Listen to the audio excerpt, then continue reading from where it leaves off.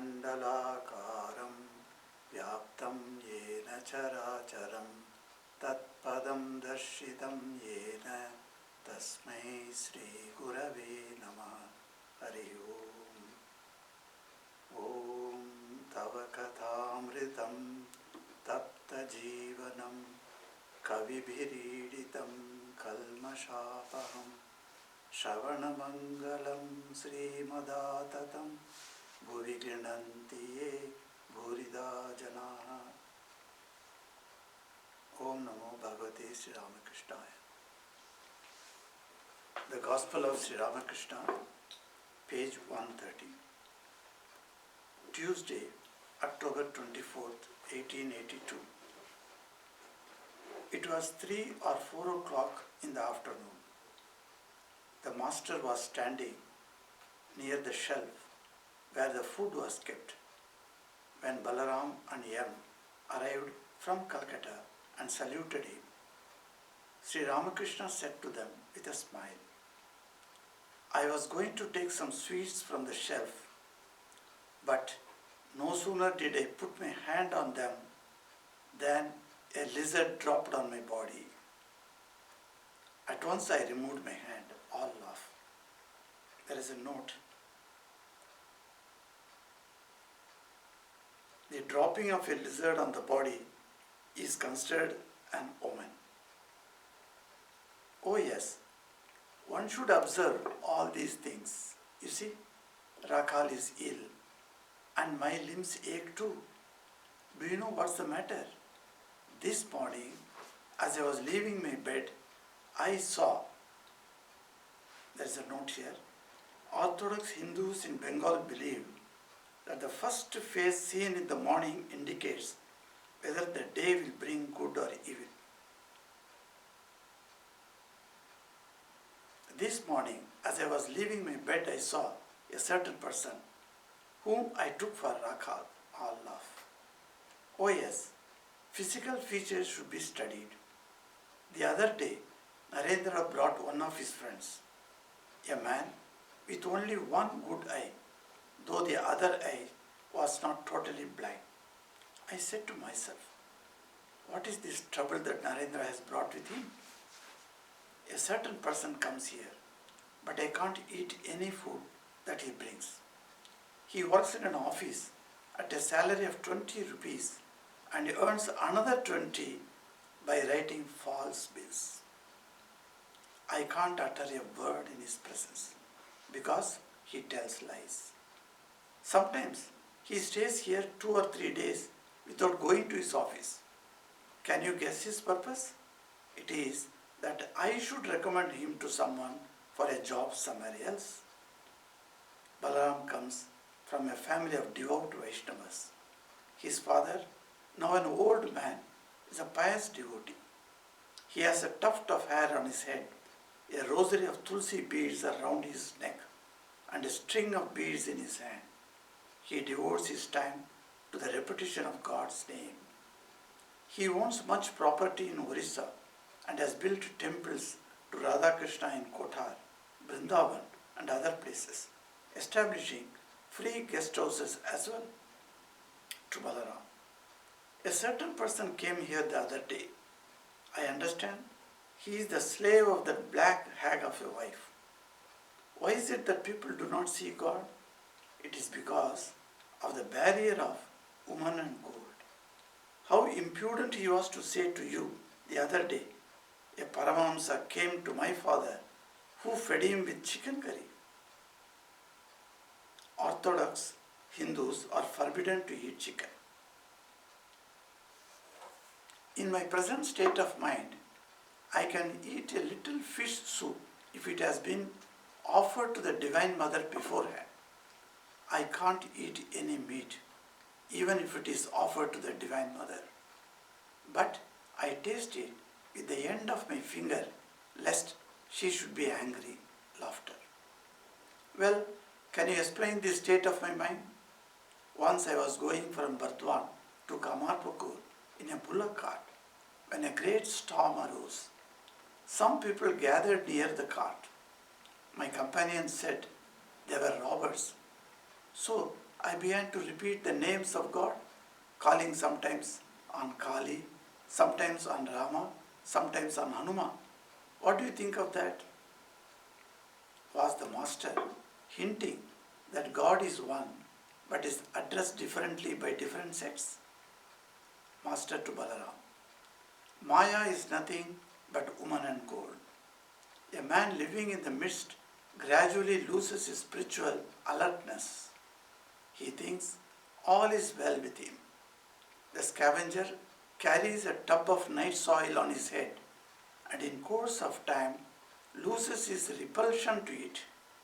One gradually acquires love of God through the practice of chanting God's name and glories. To him, one should not be ashamed of chanting God's holy name. As the saying goes, one does not succeed so long as one has these three: shame, hatred and fear. At Kamarpukur, they sing Kirtan very well. The devotional music is sung to the accompaniment of drums. To Balaram, have you installed any image at Vrindavan? Balaram, yes sir. We have a grove where Krishna is worshipped. Master, I have been to Vrindavan. The Nidhi grove is very nice indeed. Chapter 5, The Master and Keshav, October 27th, 1882. It was Friday, the day of the Lakshmi Puja. Keshav Chandra Sen had arranged a boat trip on the Ganges for Sri Ramakrishna. About 4 o'clock in the afternoon, the steamboat with Keshav and his Brahma followers cast anchor in the Ganges alongside the Kali temple at Dakshineswar. The passengers saw in front of them the bathing ghat and the Chandni. To their left in the temple compound stood 6 temples of Shiva, and to the right another group of 6 Shiva temples. The white steeple of the Kali temple, the tree tops of the Panchavati, and the silhouette of pine trees stood high against the blue autumn sky. The gardens between the 2 Navas were filled with fragrant flowers, and along the bank of the Ganges were rows of flowering plants. The blue sky was reflected in the brown water of the river, the sacred Ganges associated with the most ancient traditions of Aryan civilization. The outer world appeared soft and serene, and the hearts of the Brahma devotees were filled with peace. Sri Ramakrishna was in his room talking with Vijay and Haralal. Some disciples of Keshav entered. Bowing before the master, they said to him, "Sir, the steamer has arrived. Keshav Babu has asked us to take you there." A small boat was to carry the master to the steamer. No sooner did he get into the boat than he lost outer consciousness in samadhi. Vijay was with him. M was among the passengers. As the boat came alongside the steamer, all rushed to the railing to have a view of Sri Ramakrishna. Keshav became anxious to get him safely on board. With great difficulty, the master was brought back to consciousness of the world and taken to a cabin in the steamer. Still in an abstracted mood, he walked mechanically, leaning on a devotee for support. Keshav and the others bowed before him, but he was not aware of them. Inside the cabin, there were a few chairs and a table. He was made to sit on one of the chairs, Keshav and Vijay occupying 2 others. Some devotees were also seated, most of them on the floor, while many others had to stand outside. They peered eagerly through the door and windows. Sri Ramakrishna again went into deep samadhi and became totally unconscious of the outer world. As the air in the room was stuffy because of the crowd of people, Keshav opened the windows. He was embarrassed to meet Vijay, since they had differed on certain principles of the Brahma Samaj, and Vijay had separated himself from Keshav's organization, joining another society. The Brahma devotees looked wistfully at the master. Gradually, he came back to sense consciousness, but the divine intoxication still lingered. He said to himself in a whisper, "Mother, why have you brought me here? They are hedged around and not free. Can I free them?" Did the master find that the people assembled there were locked within the prison walls of the world? Did their helplessness make the master address these words to the Divine Mother? Sri Ramakrishna was gradually becoming conscious of the outside world. Neel Madhav of Ghazipur and a Brahma devotee were talking about Pavahari Baba. Another Brahma devotee said to the master, "Sir, these gentlemen visited Pavahari Baba. He lives in Ghazipur. He is a holy man like yourself." The master could hardly talk. He only smiled. The devotee continued, "Sir, Pavahari Baba keeps your photograph in his room." Pointing to his body, the master said with a smile, "Just a pillowcase." The master continued, "But you should remember that the heart of the devotee is the abode of God. He dwells no doubt in all beings, but he especially manifests himself in the heart of the devotee. A landlord may at one time or another visit all parts of his estate, but people say he is generally to be found in a particular drawing room. The heart of the devotee is the drawing room of God. He who is called Brahman by the Jnanis is known as Atman by the Yogis and as Bhagavan by the Bhaktas. The same Brahmin is called priest when worshipping in the temple and cook when preparing a meal in the kitchen. The Jnani, sticking to the path of knowledge, always reasons about the reality, saying, not this, not this. Brahman is neither this nor that. It is neither the universe nor its living beings. Reasoning in this way, the mind becomes steady. Then it disappears and the aspirant goes into samadhi. This is the knowledge of Brahman.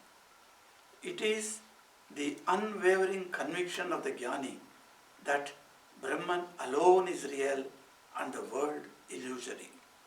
All these names and forms are illusory like a dream. What Brahman is cannot be described. One cannot even say that Brahman is a person.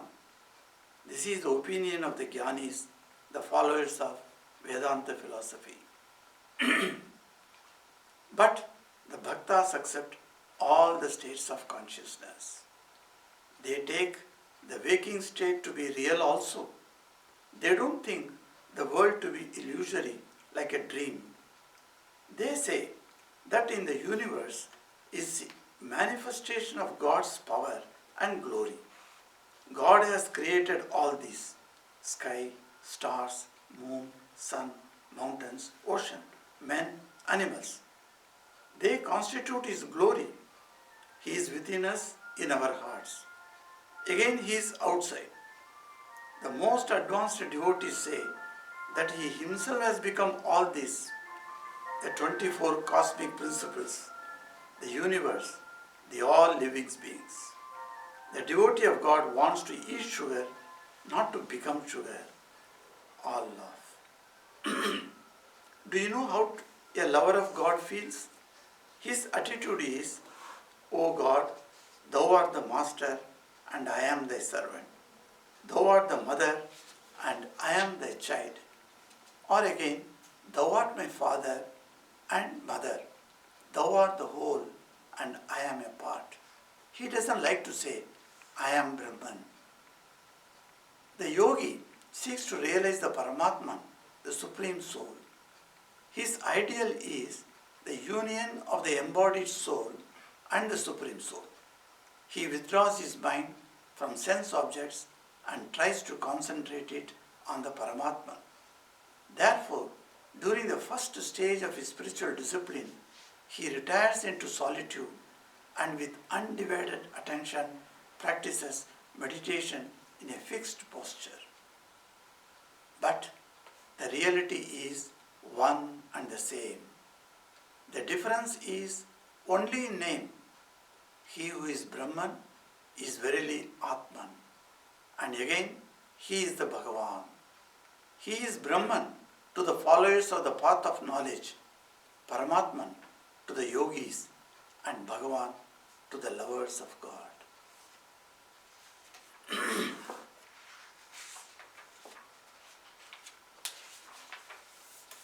So welcome to this 16th week of the Gospel of Sri Ramakrishna class. It's a beautiful passage that we have come. We just completed the reading of the 4th chapter and began the 5th chapter. So, after the readings from the Gospel, we have some reflections on the points that we read out. So 2-3 points come to my mind today that we can discuss. One is the mental attitude of Sri Ramakrishna to many things in the world. He was a Siddha yogi, we all know that. We have read from his life. He was a Siddha Purusha, a realized soul of God. At the same time, how in small petty things of the world, he was very careful to observe and adopt according to the circumstances where he was living. See, there are certain traditions coming from time immemorial in every society. So you will find sometimes the modern people, educated people, particularly in English education, that's what Sri Ramakrishna used to say. If you have an English education, you start laughing at some other practices that come from the ancient time. Then you think they are all superstitious. So superstitious habits are being laughed at. So some of the habits now the educated people laugh at. But Sri Ramakrishna was not like that. He knew the worth of the tradition. And he himself says, very laughingly or jokingly he says that, you see, the lizard has fallen on my body. I was about to take the sweets. So it is a woman that not to take the sweets now. So he refrains from taking it. So this is a tradition followed. Even now I have seen in some of the households, this type of traditions are followed. You know, once I was in Along, a place where I was the headmaster of a school. So some VIPs have come on that day. So I was taking them round of the school. So I had a topi. On my head I put a topi, In winter time I put a topi.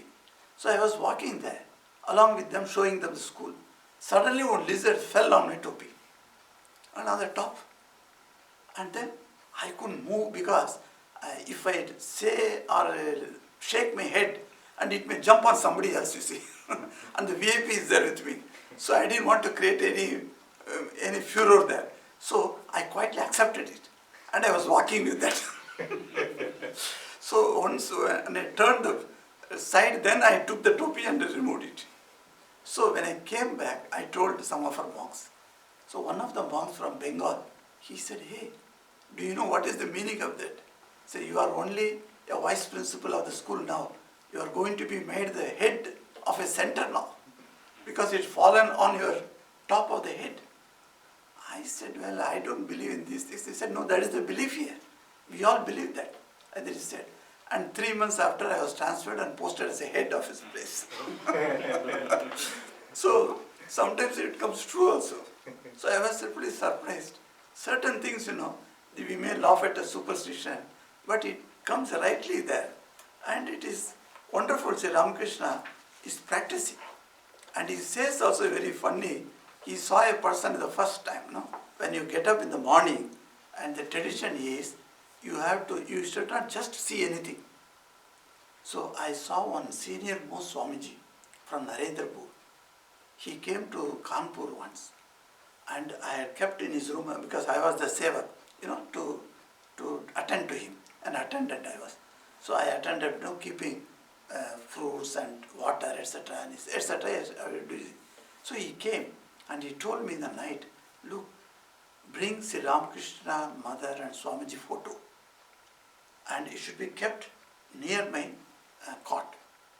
I said, why Maharaj? I have kept it on the table. No, that is too far away. You keep it nearby. I said, why? Because the morning when I get up, I keep my eyes closed. I don't open my eyes. I know I have got up now. I have awakened, but not opening. So I will keep my eyes closed and get down from the bed and then open and see the Thakur Ma Swamiji. These three pictures I will see first. Then only I will see other things. So he was like that. I was really surprised how his belief was so strong. He said, I will not see anything else. And there is a belief in Bengal that if you see the first person, so that day will go according to his nature of that person. If the person is a bad man, so that becomes a bad omen to you. Something bad will happen to you. If the person is very nice person, so one gentleman was telling me, oh Swamiji, yesterday went so bad. Then I asked him, because I knew the tradition of that place, so I asked him, whose face you saw first? He says, I saw the face of my wife. Okay, that's what it has happened. So every day you are seeing her. So what is the matter? So you will see that seeing for the first time in the early morning, that also has got something. But you see the beauty of Sri Ramakrishna is, he is not criticizing these practices, but he is taking it in his stride and he is making it fun. And people all laugh. When he does that, all people laugh there. So, and he says, by seeing a person, Sri Ramakrishna understands what type of that person is. Some people, he said one day Naren brought one person and I was wondering, what has happened to Naren? Why did he bring this man? Because Sri Ramakrishna felt, a certain person comes here, but I can't eat any food that he brings. See, he is working as a clerk in some job, in some government department, and he has got a salary, 20 rupees per month he is getting. But then he earns another 20 by telling lies. He's a corrupted man. So when a corrupted man comes and brings something to Sri Ramakrishna, he can't eat. And a person who is fully pure and fully devoted, he brings, even he brings anything that is old, Sri Ramakrishna is ready to accept. But a wealthy man or a corrupt habitual man, he can't touch that food. So he says, I can't utter a word in his presence because he tells lies. You see, Satya Sandhana, we say, when avatars happen, the incarnations come into this world, they speak only the truth. They can't speak a lie. If you tell a lie, then what happens? Then the whole world cannot stay. The world is existing because of truth is there. If the truth itself is not there, where you will stand? So that's why Sri Ramakrishna was born to a parent who stood by the truth. Just imagine Sri Ramakrishna's father. His father was an ordinary pujari man. And Khudiram Chatterjee his name was. And that Khudiram Chatterjee, when he was in his village, the village was called the Dera village. And there, one Zamindar was there, a big Zamindar, very rich man. Zamindar means very rich man. He has got a lot of property of land, etc. That man got into some case. Now the judge is telling him, I will believe your statement if someone who is truthful in this village comes and testifies. So this Jamidar went to Sri Ramakrishna's father. At that time Sri Ramakrishna was a small child. So when he went there, he asked Ramakrishna's father, will you please come there? I will give you everything in this village. You are so poor Brahmin. You don't have anything. I will make your house nicely. I will give you some land for feeding, etc. Come and say this. He said, what I should say? You should say such and such a thing. He said, well, that is a lie. I can't say a lie in a court. Even I can't even think a lie. How are you telling me? But then he forced him, but this man refused. For that, the zamindar made such a plan that man, or Ramakrishna's father, had to leave the village with small things packed in with his wife and the child. He left the place and he was walking, searching for another village. And that's how from Dera village he came to Kamarpukur. When he came to Kamarpukur, his birthplace, and there he saw that, wow, that one friend was there. He said, don't worry, I will maintain you, you come here, I will give you house, etc. So he provided a house for his stay. So you see that he stood by his truth, and to him the incarnation came because he stood by the truth. So Ramakrishna could not accept any types of lies. So we find that, and he is telling about Balaram, contrasting this man with another devotee who is Balaram. And Balaram is such a wonderful devotee. He was a Vaishnava, and Vaishnavas are, and he's a very pure Vaishnava. He had a tuft of hair in his hand. You see, nowadays many Brahmins, Vaishnavas, they remove the tuft. So in India, if you have gone to India, you must have seen some of the priests have got the tuft. And the tuft is considered as one of the important element of your brahmacharya ashram. When you are brahmachari and even after becoming a householder, and if you are doing a priestly duties, the tuft is a must. So without tuft you can't enter into priestly duties. And he says, you see, that man has got a tuft on his head and a rosary of tulsi beads around his neck. Rosary. This is called the Rudraksha Mala we have. But these Vaishnavas, they don't use Rudraksha Mala. Generally Shiva worshippers, they have Rudraksha. Because Rudraksha is very famous for Shiva worship. And Vaishnavas, those who believe in Lord Hari or Narayana or Krishna, they worship certain types of beads, and the bead must be composed of Tulsi Mala. So Tulsi Mala you can see they are putting it on the neck. And you know, our own sister Nivedita has got a bead on her neck. You can see this photo. She has put on it and she is holding the beads in her hand. And sometimes it is said when the students, where she created a school in Calcutta, you know that Nivedita school now, in that school some of the poorest of the poor girls were accepted as students and she used to teach them. And in that place, one lady says, after becoming big, that lady is reminiscing about Sister Nivedita. I was a small child studying in the school and suddenly I entered Nivedita's room. And Nivedita is sitting and she's taken the rosary and she was doing japa. That is called japa. If you turn the rosary and do the mantra, repeat the mantra, that is called japa. So she was doing japa. So it's a small child, you see. So she went and sat on her lap. So Nivedita opened her eyes and she cuddled that child and she said, yes, what do you want now? She put her rosary on. She said, what you are doing? She said, I am doing japa. Then the girl asked her, oh japa, what is your mantra? She said, my mantra is Bharat, India. You know, Nivedita used to do japa, telling India, India, India. Such was her attraction to India. You cannot even read that. Even Indians do not have that type of patriotism. But because her Guru told, you sacrifice your life and do service for Indians, and she came to India. And she is doing japa of India, India, India. So the rosary she has put on. And he says that this man, Balaram, was such a wonderful man.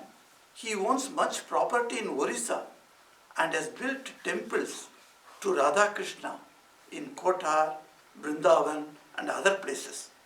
And he has made a lot of guest houses also. So Sri Ramakrishna has observed, you know, the Kotar is the place where Balaram made a guest house. That place has now come under the jurisdiction of Ramakrishna Mission. So we have taken up that, and now it's a Ramakrishna branch, one of the Ramakrishna Mission's branch center. So there's a beautiful place, it's Kotar. So, and then like that he goes on and telling. He says, how it was my state of mind when it reaches samadhi, it's something different. Even food habits is telling, I can eat a little fish soup if it has been offered to the Divine Mother. Whatever is not offered, that is whatever is not sacrament food, whatever is not prasad, I shall not eat. So, and meat he cannot, even if it is offered, he cannot eat. And of course, fish, because in Bengal fish is considered as a vegetarian, So that he took it, and that also only when it is offered.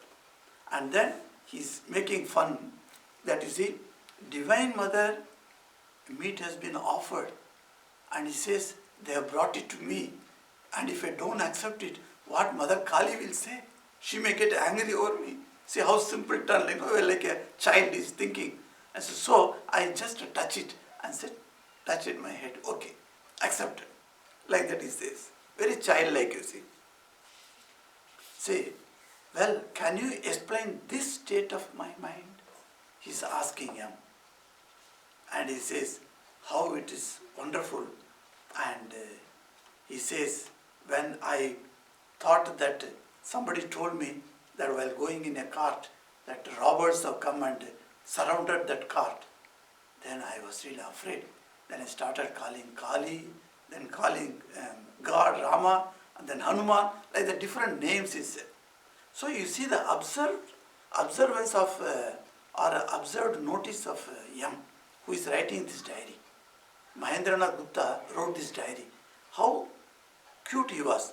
He is telling, he is giving a comment. Was the master hinting that God is one, but is addressed differently by different sects? Naturally, Ramayana people who believe in Rama, they say the supreme God is known as Rama. Those who are followers of Krishna, they will say the supreme God is known as Krishna.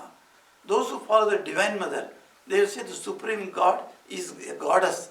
It is called Durga or Kali or Parvati. Like that they will say. So different names of gods, they are all different. But one supreme God is supreme, and that is one only. Is what Master hinted. So Yam is writing that to give us, for us to rethink, yes, this is so. And is telling, Master is talking to Balaram. So the devotional music is sung to the accompaniment of drums. He says, at Kamarpukur, they sing Kirtan very well. And when Sri Ramakrishna used to sing, when people start singing bhajans, he used to give words. Of course, he had a very mellifluous throat or vocal cord. So when he used to sing, it was so sweet to hear. But he always encourages people to sing, because the singing out sometimes we do not do, not because we don't have a good voice, but because we feel little ashamed to open our mouth in the public. But he says, no, you should not be ashamed, because it is God's name. Why you should fear? You tell in your own voice, just sing. So Sri Ramakrishna encourages people to sing here. And then we go to the 5th chapter. This chapter is starting the Master and Keshav. So they is titled as Master and Keshav. Keshav Chandra Sen was a leader of Brahma Samaj. And this Brahma Samaj leader Keshav had their own philosophy, their own tenets in their organization. Keshav was very, very well-known figure in Bengal, and he is considered as one of the master men to give lectures in English. When Keshav is going to give speech in Calcutta anywhere, the notices would be there. Thousands of people would come to listen to him, because he was a master in English. And he used to speak wonderful English. Language was such a beautiful language he used to speak. So that Keshav, who believed God without form, slowly started changing his attitude towards God after coming into Sri Ramakrishna. So Sri Ramakrishna, somehow he got attracted to Sri Ramakrishna. When he first came to Sri Ramakrishna, he didn't even say namaste to him. He didn't know, because that English education changes your behavior, you see. In Bengal there's a tradition is, if there is a elderly man, a man who is of a higher age, even he may not be holy, but suppose your uncle has come, you are somebody known people have come, or you are an unknown man who is elderly in your age, so you just bow down and touch his feet. Or at least say namaste. That's how you greet with people. But when a holy man you meet, you are supposed to touch his feet and then say pranam, you have to say. So these things, he would not do it. So what Sri Ramakrishna taught him was, when he came, he first took his hands together and made namaste. So what he has to do, he has to now reply to him, so he also put his, then he bowed down like that. He put his head down. So Keshav has to put his head down. And when he put his down, he bent his, hip, and then he went down further. Then Keshav had to go further. So in that way he taught Keshav's son how to make pranam. So such wonderful relation they had. And slowly, slowly, they became so close that Sri Ramakrishna became so fond of Keshav. When he used to go to Calcutta, he wanted to meet Keshav. And he has met many times Keshav. And Keshav became enamored of Sri Ramakrishna. He would leave all his jobs in Calcutta, and with his big group of entourage, with his devotees, he would come to Dakshineswar and sit with Sri Ramakrishna for hours together and listen to his words. And by listening to his words, he became more Catholic. His mind became more widened, and he started accepting, yes, God is with form and without form. And God has got many names, many forms.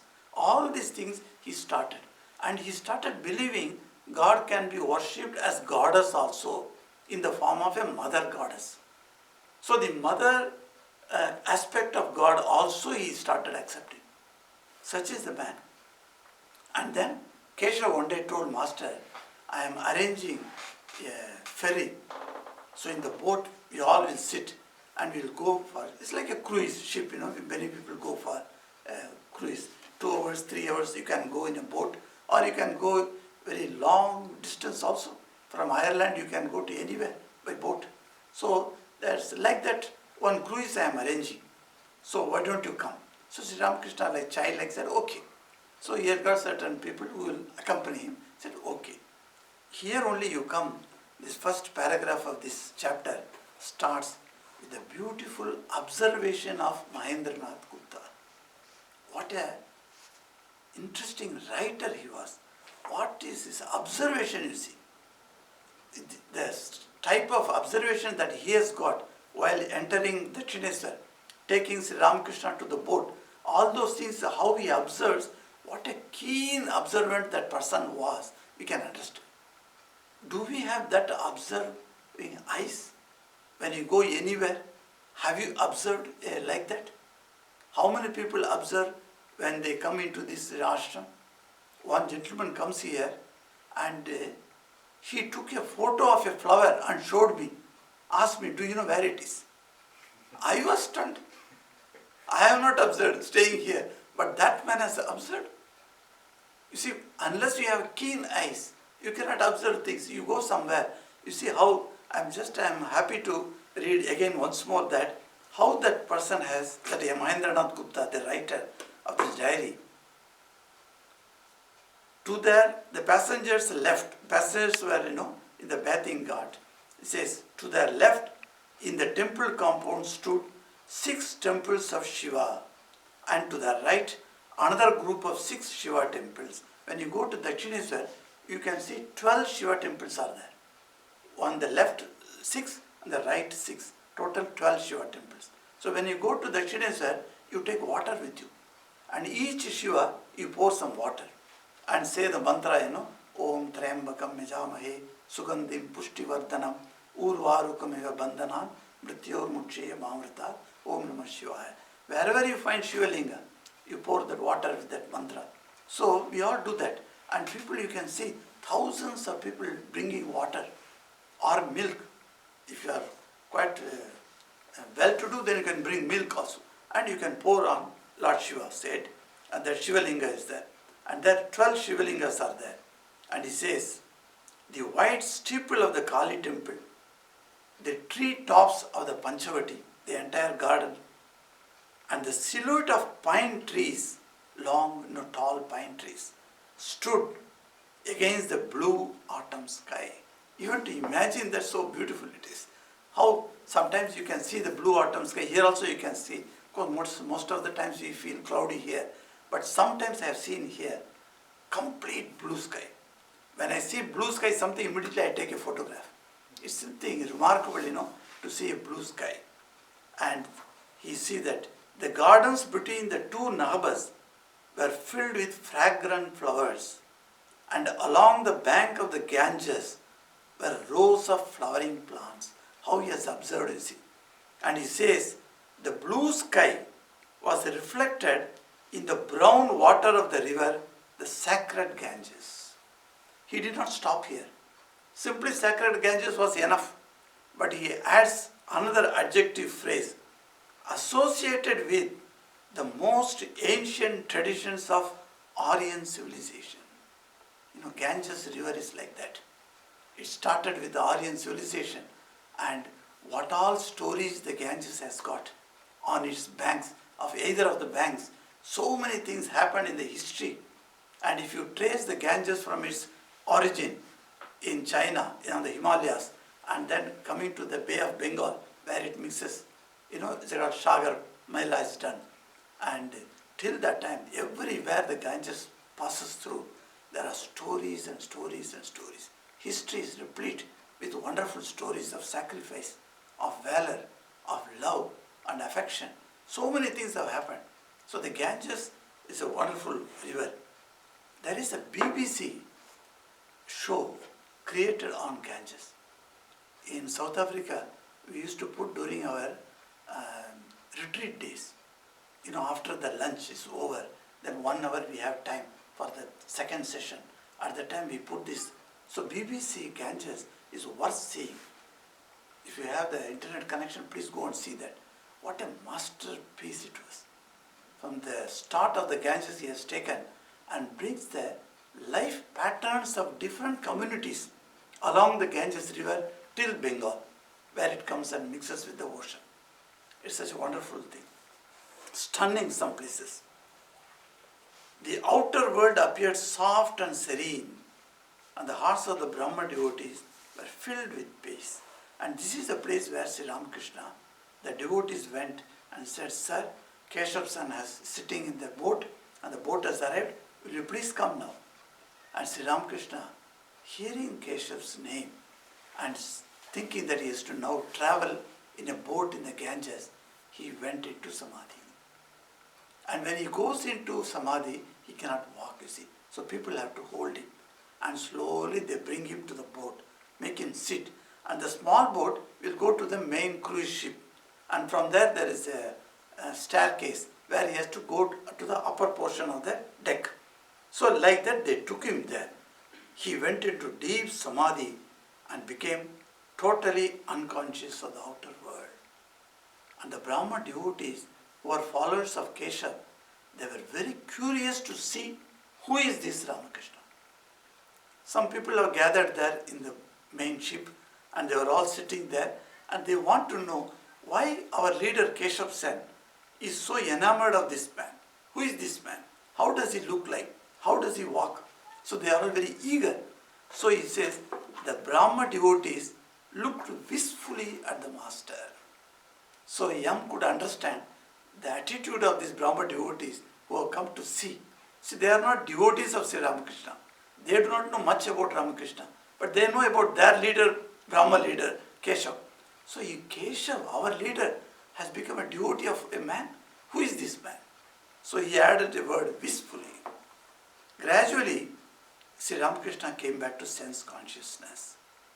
And while getting sense consciousness, what happens? His eyes opening and he looks around. And he sees those people who have got no faith in him, no belief in him, and they have come to see as if a strange animal in a zoo like that they have come to see. So he could see them. And Sri Ramakrishna is now talking to Kali. What is talking to mother? He says, Mother, why have you brought me here? It's so funny, you know. He's asking mother, why have you brought me? They are hedged around and not free. When people are not having spiritual bent of mind, Sri Ramakrishna cannot accept that. Worldly people, crass worldly people.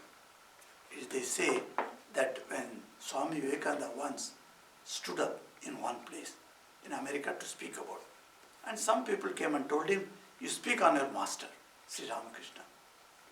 And he just looked at the audience and Sri Ramakrishna appeared before him. People are crass, worldly. Are you going to speak about me? He said. And Vivekananda closed his eyes and he could speak about Ramakrishna there. He talked about other subjects, but not about Ramakrishna.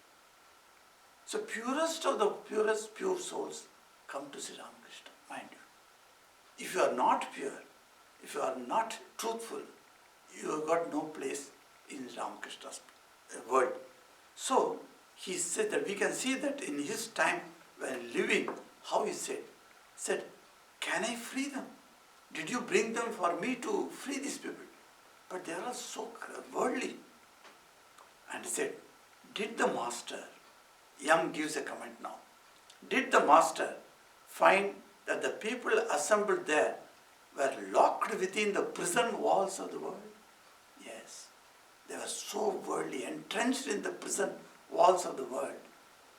Did their helplessness make the master address these words to the Divine Mother? That's what he thinks.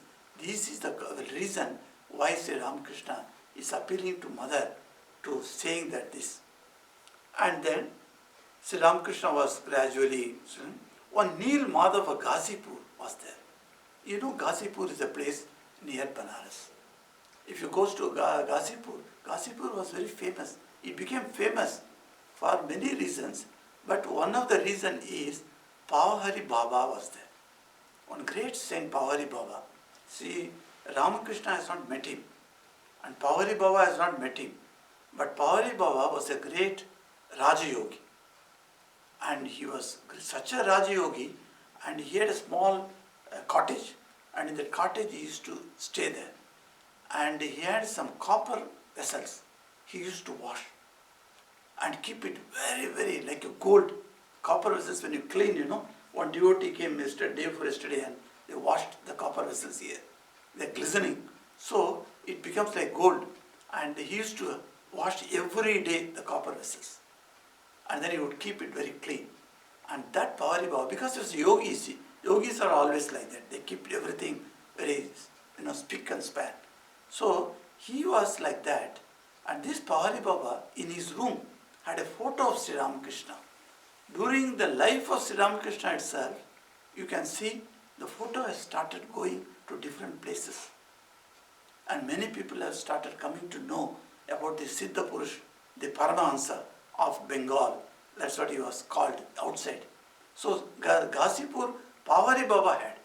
Pavahari Baba was so famous when Swami Vivekananda came on wandering days. He came to Banaras and he went to Ghazipur to meet this man. And Pavahari was very happy. And he took Naren at that time, Vivekananda was a young man. So he asked Vivekananda to stay with him. And he stayed with him. And then, after many years, when Vivekananda met one sadhu, then he asked that sadhu, how did you become a monk? Tell me your inspiration. Vivekananda asked that monk. That monk said, once upon a time, before I became a monk, I was a thief. Then Vivekananda's curiosity was aroused and arised. Then he said, oh, you are a thief. Yes, I want to know your story. How did you then convert to become a monk? And he said, you see, I was a thief. I used to take out all things from the houses. So once I went to Ghazipur, and then I saw the Pavahari Baba's cottage. And he was using glass and a pot where he is taking, drinking water, etc. And the pot was shining in the sun. I thought it was a golden pot. So this is the right when I should steal it, so I was waiting. And I thought Pawari Baba is not there. I got confirmed he is not there, so let me go and steal it. So I entered the cottage and took that pot. The moment I took the pot, I entered out, I saw Pawari Baba was coming. And he was a great yogi. People have told me, be careful about that yogi. One curse is enough for you. He will make you a rat. From human you will become a rat immediately if he curses. Like that they are given in the fear, So I got fear. But I took the pot in my hand. I did not like to keep it because I want to steal it. So with the pot I started running. And ran and ran and ran. And I was stunned. When I turned back, Pawari Baba was chasing me. And because he was a yogi, he could overtake me and he stopped me. And I thought my life is gone now. Because Pawari Baba is going to curse me because I stole from his place. So I extended the pot. Sir, keep this pot with you. I don't want to take your pot. I said, no, I have not come to take the pot. You took the pot, but you forgot the lid. Here is the lid. Take it away. That was the Pawari Baba. Swamiji wonders telling the story. You see, that sadhu, that thief, when he saw this, oh, here is the Baba who did not condemn me, who did not punish me, who did not curse me. But instead of that, I stole his utensil, but he brought the lid and he says, take this with you and you go. Then I cut off, you see, one moment with a great, wise, holy man can turn your life into wonderful. How this changed the person's personality. And he said, I want to become a monk. So all the attachment to worldly things immediately cut off by the presence, coming into presence of a holy man. That's why people go to holy people. Why? Because you go and then see them, sit with them, and your attachment inside will be cut off. So how much this attachment comes for ages together. How many births we have taken in this birth, in this life. And every life we have only added our attachment to so many things. And all those things have to be cut off. So a holy person's presence and his company is a great medicine. That's what our elders are telling. We shall continue next week.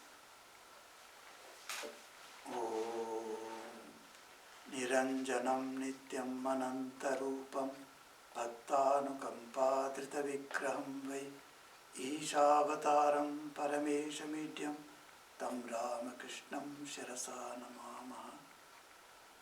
Om Shanti Shanti Shanti Hari Om Tat Sat Sri Ramakrishna Arpanamastu.